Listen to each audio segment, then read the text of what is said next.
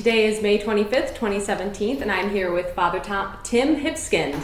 Should we do that again? Yes. I'm so sorry. Okay. Give it 2 beats of like silence. So, Awkward. and then do it again. Okay. Today is May 25th, 2017, and I'm here with Father Tim Hipskind. Hi. All right, thank you for being here. My first question is, what led you to the religious life?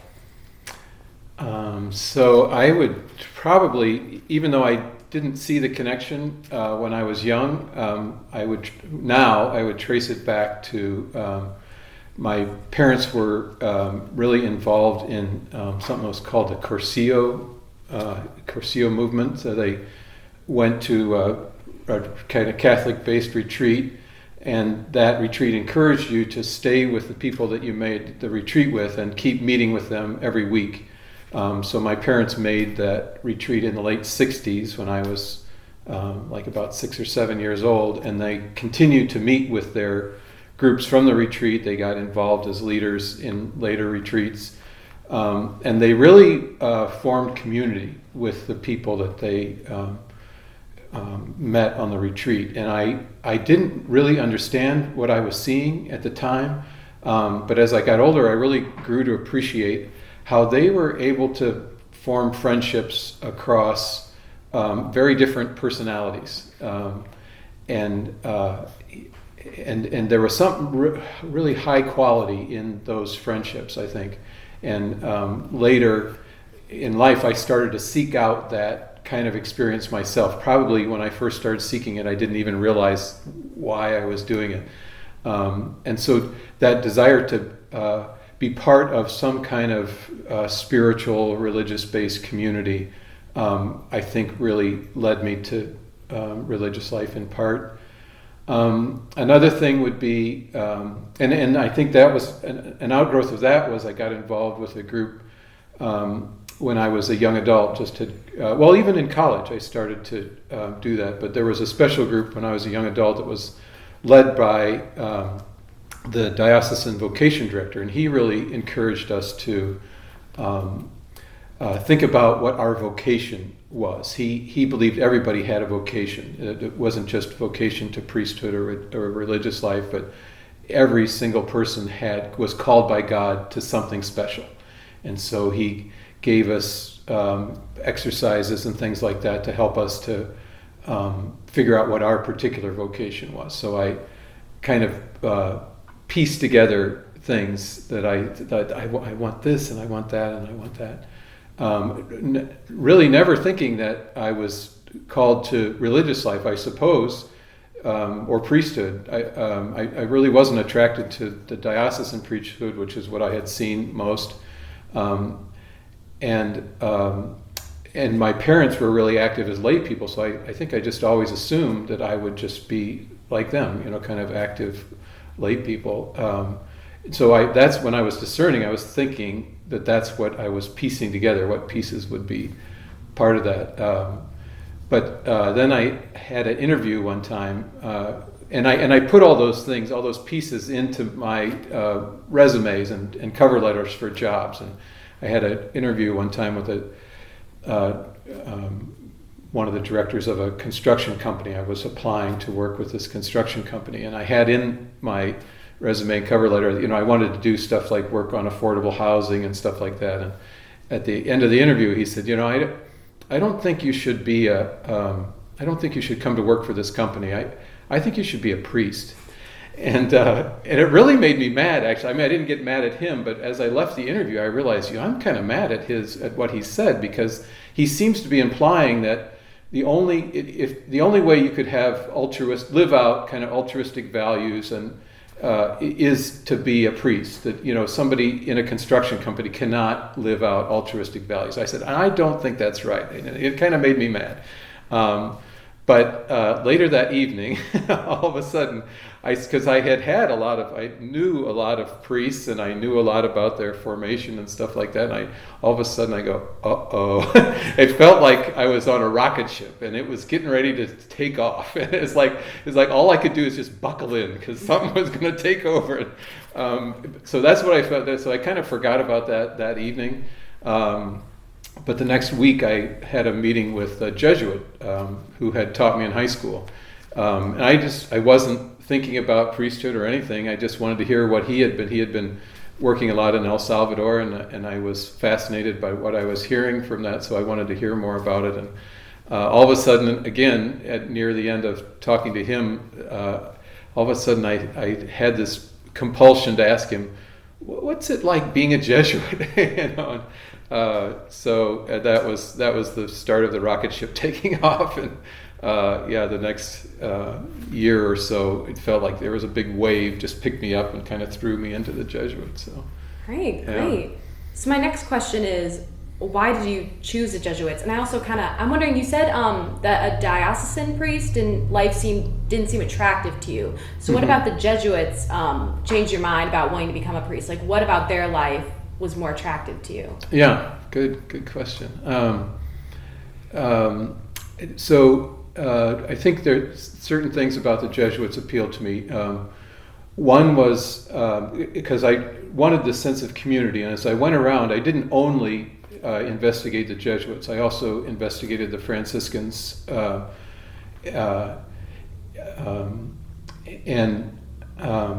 one of the things that I noticed about comparing what at least my perception at that time was that a lot of religious orders had kind of an inward focus, that they were trying to build community for the sake of their community, where to me the Jesuits obviously had an outward, their idea of community was to support each other for mission, and that was very attractive to me.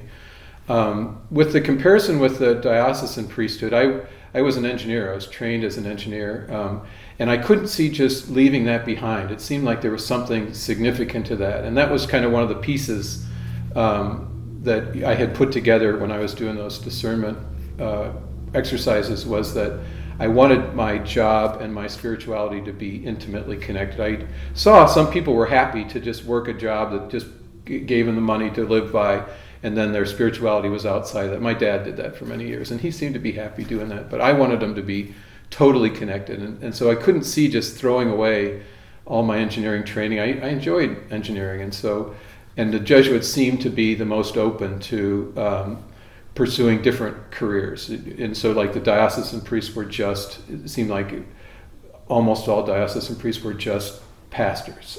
Not that was, I wasn't turned off by being a pastor, but I wanted to be able to talk about more things.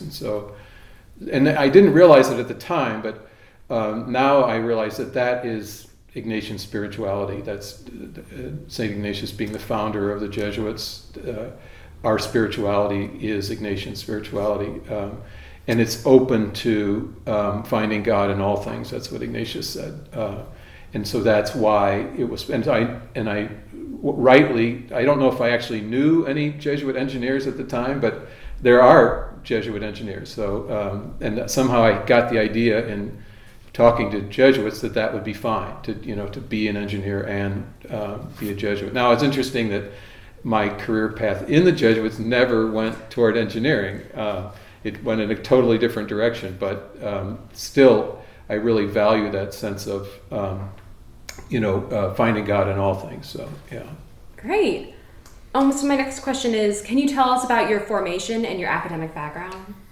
Sure.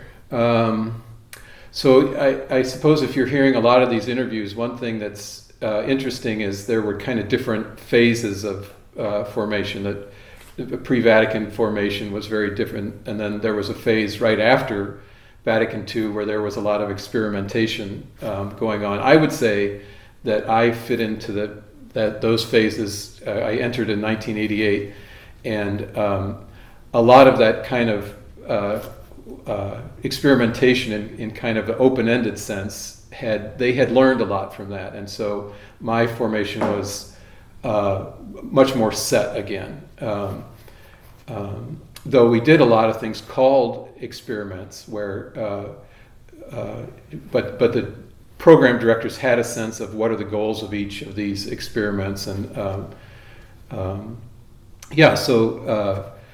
the novitiate, we did a lot about learning about what the Jesuits did and actually experiencing that. So that's what our experiments were, where you kind of tested out what does it mean to live and be a Jesuit, but also test out areas where you think it might be good for you to grow in, things that you hadn't been exposed to. So like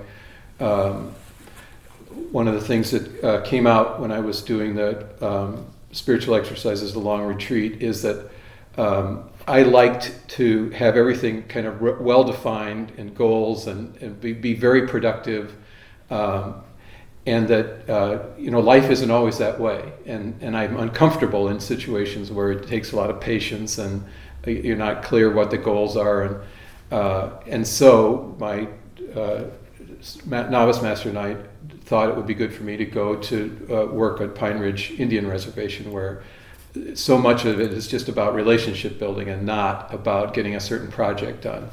But then also through formation, there would be things like I knew I was drawn to work in a city environment, and the urban context can be really complicated with all kinds of issues. And so I sought out a special training program for working in the urban context. And somebody reflected back to me that that's a real value of Jesuit formation, is there's a lot of openness to really kind of tailor and get experience and training in areas that you feel God calling you in. And so I did a lot of my summers. So I did the basic philosophy, theology studies, and then we also have periods of full-time work, but I also built in times to get to know about. So I was interested in Christian life communities, where that's the Jesuit, or I should say Ignatian form of what my parents had experienced, small Christian communities. And so I spent a summer and then different times at other years getting to know what were Christian life communities like, and how could I develop skills that would help me do that. So, and also another thing that was a part of my formation was that was impactful for me was I got a chance to do some prolonged international experiences. So in my fourth year of theology, I asked if I could study in Mexico City, and they granted me permission for that. So that was wonderful, whole year, experiencing Ignatian spirituality and theology in the context of Mexico. So how does spirituality and Ignatian value, what do they look like in the Mexican context? And it was just delightful. And so I was reading literature that had been produced by Mexican writers, and working with people in the parishes just outside of Mexico City. So it was a wonderful exposure to different culture. And then turns out, as Jesuit life would be, I thought I was being called to work in the Hispanic community, but right when it got time for me to be ordained, all of a sudden the province wanted to do this immersion in the Black community. So I didn't use anything that I had learned in Mexico, but I ended up going to get an extra degree in Black Catholic Studies to help me understand what's happening in that context. And then when it came time for the last period of formation called tertianship, I asked if I could go to Nigeria, and I ended up spending 4.5 months working in a parish in Nigeria. Because through the Institute for Black Catholic Studies, I learned that a lot of African American culture is draws a lot from Western Africa culture, and so I wanted to experience that directly. So so that's my formation. Great. So my next question is, what led you to your role at University of Detroit Mercy? So so part of it was that I actually came to work in Detroit initially to learn more about Christian life communities and learn more about Ignatian spirituality. How do I become a spiritual director? I pursued an internship out at Manresa, our Jesuit retreat house out in Bloomfield Hills. But I realized that wasn't going to be a full-time job, so I went shopping around for other jobs, and I loved this community, the Jesuit community here at Detroit Mercy, and so I came and asked if they would need any help in some job here at Detroit Mercy, and it turns out they had a job. They wanted me to live and work in it was called the Peace and Social Justice floor on the 4th floor of West Quad. So I did. I did that, and I lived on the 4th floor of West Quad in what would that have been, 94 to 96, and I got to know the mission of Detroit Mercy, and I just loved it. The idea that university would see itself as dedicating itself to being in a city, learning what that means to be in the city, and then also how can the resources we have help the city. And so I found that really attractive. But kind of forgot about that in a way. I loved it and then went on. That was part of my formation.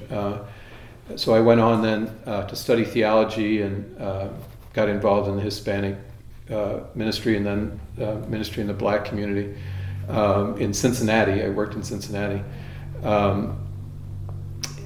and I suppose that's related. The work in Cincinnati is related to what attracted me to Detroit Mercy, at least the particular role I have here, because I spent 9 years right after I was ordained in Cincinnati in an immersion community. Started with 5 Jesuits. We had different sizes, community, different times, but our mission was to go and receive the grace of the African American community, and then to discern from there where we were called to serve and how that might become, kind of a Jesuit commitment there. So I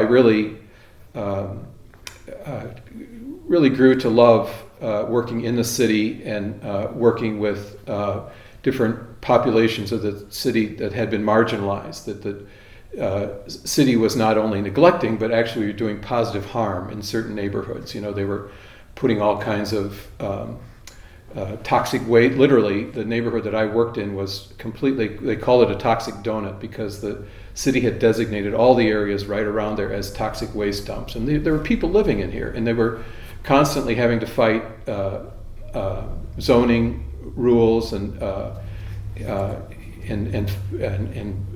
try to find out, if there were chemical spills, what had happened, and because they just didn't care about the people in those communities. And so I really saw the need for, advocates and connecting with Jesuit institutions, and I loved it.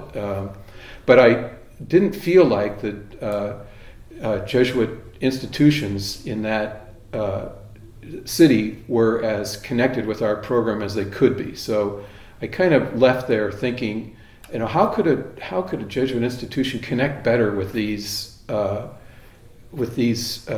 marginalized peoples in the city? And so when it came time for the next round of discernment, the provincial listened to all that and said, "Okay,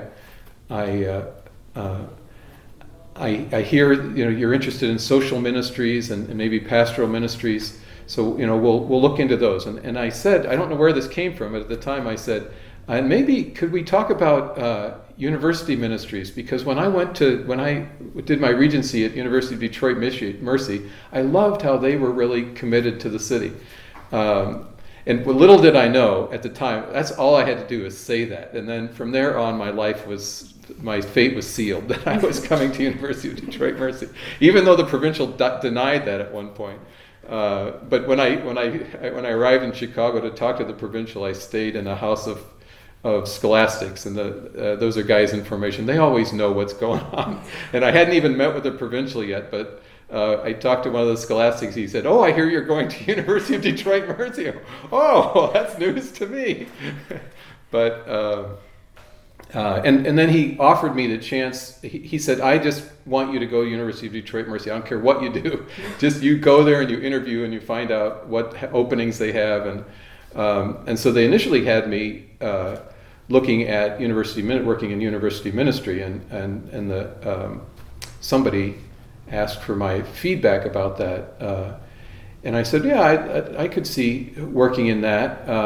It might not be my first choice, but yeah, I could see working in that. And that was the end of that discussion for a while. But then that person called me back like 2 days later and said, I just realized you said it wouldn't be your first choice. What would be your first choice? And I said, I would like to do something that was more directly connected with reaching out to people in the city. Like, I know you have a service learning office, and the work that they do would be really attractive because it would allow me to do that. And say, oh, okay, well, we'll get back to you. and that worked out. It turned out the director of the service learning at the time he preferred to work in university ministry, so we kind of swapped. So that's how I ended up being director of service learning. So. All right. So my next question is, how has life changed for the Jesuits on this campus since you've been here? So I came in '94. I was a student here in the late '80s, and then came in to work full time. Well, it wasn't actually a full time job, but I came to work half time in '94. So some of the changes. For one thing, we moved. We used to live where the College of Health Professions is now, so we moved all over into this side. This side used to be a retreat house when I was, and before I came, this side, with all of this, the health professions side and this side were all Jesuit residents. There were over 100 Jesuits living here, so that's a big change. We're a much smaller community. We also have a lot of guys living here who don't work full time in the university. They either work part-time somewhere else, or some guys work full-time somewhere else. So that's a big change. There used to be a lot more Jesuits living in the residence halls. I'm trying to think, when I lived here, there were only four, I can think of four, maybe more, 4 Jesuits who were living in the residence hall when I moved in here. But even before that, there was even more, so that's been a big change. Yeah. What was the question? What's changed? How has life changed for the Jesuits on this campus since you've been here? Yeah.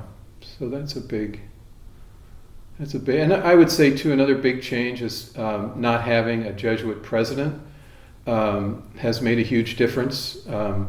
We, now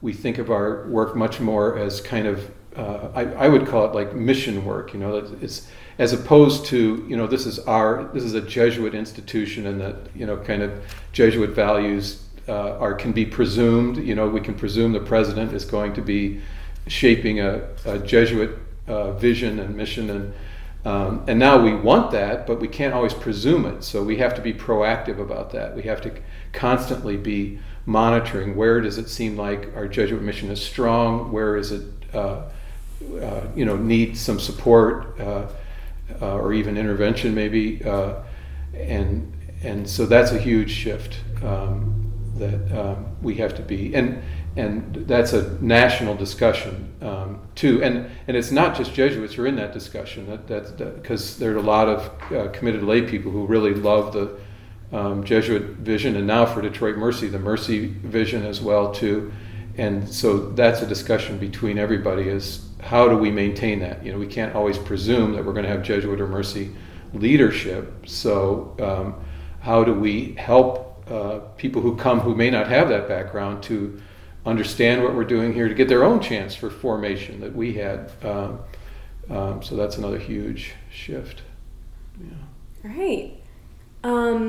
So my next question is, how has your ministry changed over the years? How has my ministry changed? I might have to look at my own notes for this, because I remember that question, but I can't remember, and nothing comes to mind.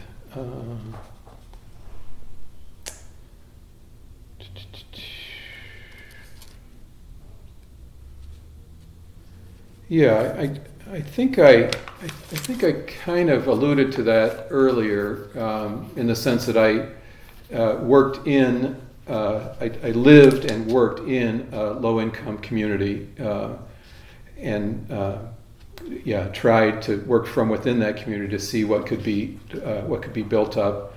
And now I work at an institution and try to reach out to those communities and try to see how, I've kind of, it seems like the same kind of work, but from a different perspective, different angle. In my work in Cincinnati, I had a lot more time for pastoral work, so saying masses and also a lot more time for pastoral work. I don't have as much time for that anymore. This job is a lot more administrative. And learning how to bring Ignatian spirituality into management has been a growing, as I had to take on more and more management. So that's been a cool thing. Yeah. All right. Great. So my next question is, can you tell us about an experience that informed your ideas about social justice? Yeah. I would say it started, I think, again, without me really knowing it. I grew up with a brother who had learning disabilities, and I don't remember when I actually became conscious of this and started to see it as a problem, but I know it also was reinforced by when I was a young adult, just graduated from college before I was a Jesuit. I noticed there was a woman in our parish who I didn't know at the time, but as I got to know her, I realized she told me that she was schizophrenic. But I realized there was something, that she had trouble relating to people in a really open, easy way. She kind of struggled with that, and some people really turned off, didn't even want to talk to her, and so that through that experience, seeing how my brother struggled to function in the world, and her, how she struggled to function in the world, I just realized that our world is not set up to really care for people. It seems to be driven more by, making money or having success for individuals. It's not really oriented toward, everybody's well-being. And so I think that was the first clues that helped me see that there is an issue of social justice. But then hearing from Jesuits who worked in Latin America, heard their perspective on justice, and then myself, going to live in Mexico, but then also working in the Black community and seeing, and then doing the Institute for Black Catholic Studies. I would say through all that, the takeaway for me, I had told people since then, I said, I think I have seen the kingdom of God being built in 3 places. 2 places that I visited in Mexico. One where there was a whole diocese was organized around base communities, and each base community had a mission. So to care for, like they might, I don't remember exactly what categories, but well, I do. Like one base, or maybe more than one, but one of the missions of the base community was hunger. They realized there were people who were hungry in their communities, and so there was a base community who their mission was to care for people who were hungry. And so maybe they would have, coming from my experience, maybe they would have had one for mental illness, to care for people with mental illness. But they had, hundreds of these across the diocese, where the whole diocese was really concerned. That's what Catholicism was about in that diocese. I think I'm going to start crying, but that's what we're supposed to be doing. And then also in southern Mexico, I found one of these base communities that was located in the midst of a very conflictive zone. The indigenous peoples were starting to realize that they had been marginalized, and they realized that this isn't right. And so some conflicts grew up in those communities, and some kind of militias formed, and then the government raised its ante. So it became armed conflict between different groups, and there was one of these base communities in the middle of this conflict that said, violence is not the solution to this. We are dedicating ourselves to nonviolence. And for whatever reason, I can't imagine how this happened, but one of the groups, I think, I don't remember which of the groups it was, but saw this somehow as a threat, that there was this group that was dedicating themselves to nonviolence, and so they came in and with the intent of massacring the entire community. And they did massacre a lot of the people, and so you can imagine what would happen if this armed group comes in to massacre. There are going to be some people who are fast and athletic and can get out of there, and then there's some people who can't. So who'd they end up killing? The kids, the elderly, and so or people who were really concerned about kids, and so we're trying to. I went to visit them. They had a celebrate when I was visiting that part of Mexico. They had their second anniversary of the massacre. So I went and spent several days there with them as part of the celebration. And I said, this is the kingdom of God. That they are called even in the threat of violence. And they were still, after that, they were still threatened by violence, but they can maintain their commitment. And part of the idea of this celebration is that they wanted outsiders to come in because the presence of outsiders made them safer. And so, to see that's what the kingdom of God is about staying to commitments even, but also this kind of solidarity where people would go and kind of support them in their commitment. And then the last was at the Institute for Black Catholic Studies, they realized how America, United States of America, was a hostile environment for African Americans, and that our faith tells us that that's not the way it's supposed to be. And so these were African Americans studying their own African American traditions and history, but also going back to and looking at how has the culture in the United States evolved so that it is oppressive to blacks. And so we read stuff like white psychology, but then black psychology, and said, how do they address these issues differently? We looked at white history and then black history and said, how are these histories, people writing about the same event, why do they write about them differently? And I said, that's what our faith is supposed to be about too, is that looking at where these communities have been damaged and how what is supposed to be right about those. What does the kingdom of God look like? So those are things that have really kind of formed my commitment to social justice, I'd say. Oh, yeah. So I feel like this question kind of touches on what you've been speaking about, but how has the Jesuit charism influenced your work? Yeah, so where I thought about going with that question was, where does this all come from? And it's very clear to me, I hope you get a consistent, because I think you would get a consistent answer on this, but if you would ask, and you might want to think about asking it in this way, is kind of where does the Jesuit charism come from? Because I think that's a huge part of it and I think most Jesuits would say it comes from the spiritual exercises. What St. Ignatius created to help people experience the same things he did as he went through his conversion experience. And mostly what that was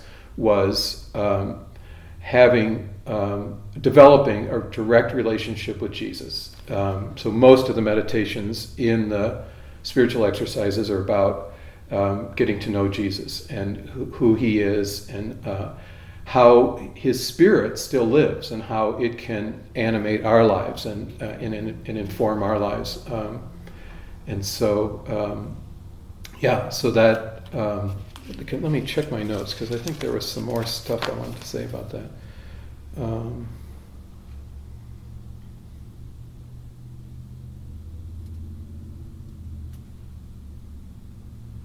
Yeah.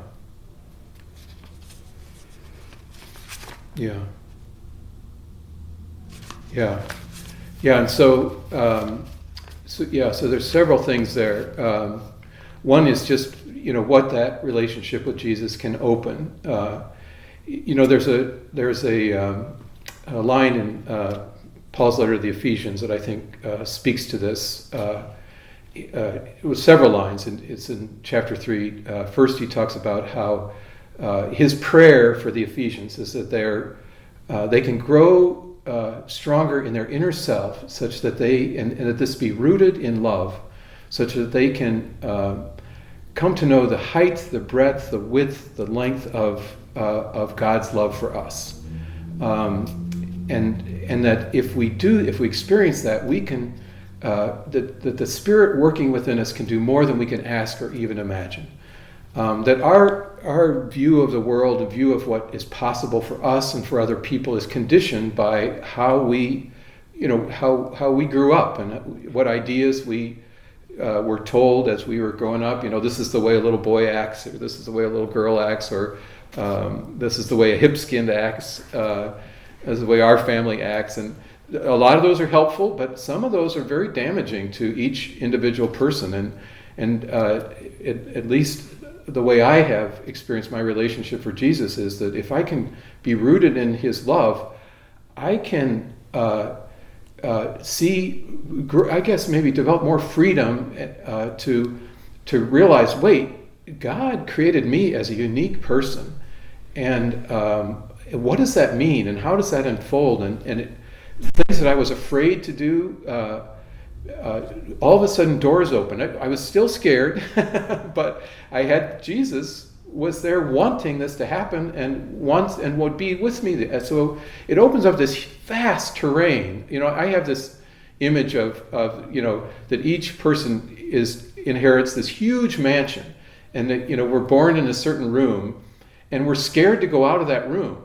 But Jesus, because when you go to reach for the door, all these voices start going. A Hipskind wouldn't do that, or an American wouldn't do that, or I don't know what it would be, but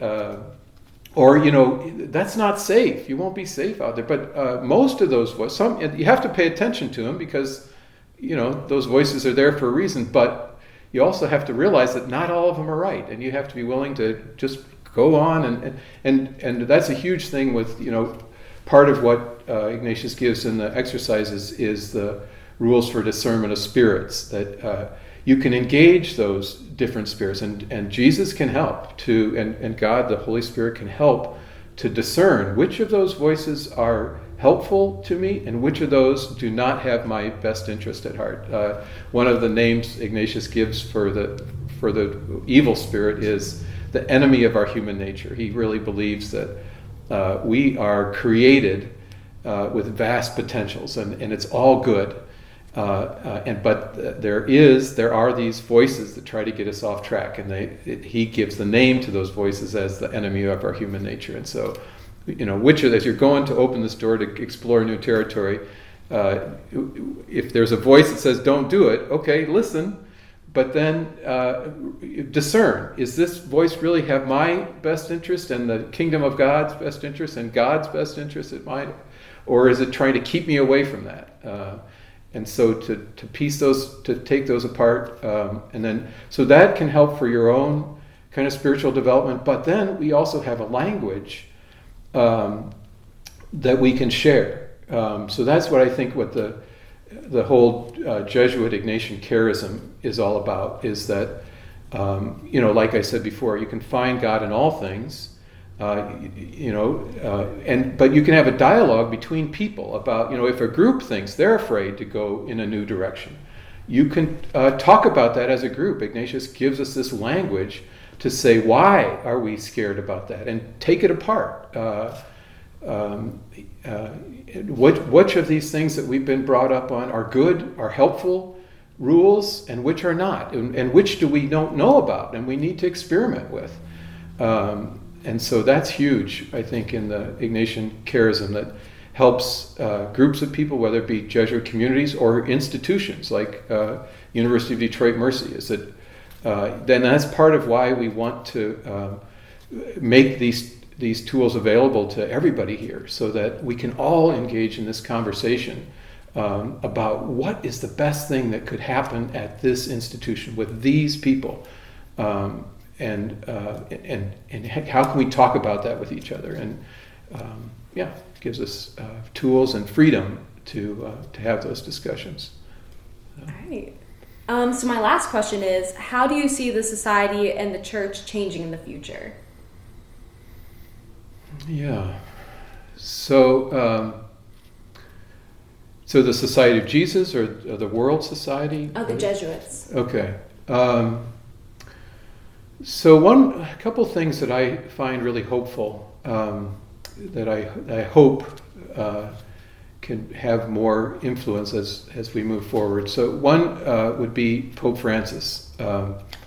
I think he just opened our imagination. You know, he opened doors that everybody had said, "Oh, you can't go through that door," and he opened doors, and now we're exploring new territory. It was like John the 23rd said he wanted to open the windows to allow some fresh air to come in, and I think that Pope Francis is doing that. I would say I'm not positive that we have really done that in the United States to the fullest extent that we can. We're discerning. We're doing things that are exciting, exploring new territories. But I think we could open the windows a lot. And I think Pope Francis gives us hope that way. It'll be interesting. We have a new Superior General, Arturo Sosa, who comes from Latin America as well, and so he might reinforce some of the things that we're hearing. I don't know. We don't know what he's what influence he'll have. And I've seen pockets of things, but yeah, I hope. And one of the things I get a little too concerned. I get a little concerned about is in the U.S. I think we're a little too focused on focused on might be the right word. Our imagination is so shaped around our institutions. As I have gone to other parts of the world and seen how Jesuits operate, they have a broader imagination of, so there's hungry people. And like in Detroit, race is an issue. And Jesuits in the United States, to me, we tend to look too much to, okay, what can our institutions are how we address this problem. But in other parts of the world, Jesuits have been more free to just go out and start things that are not so institution-based. So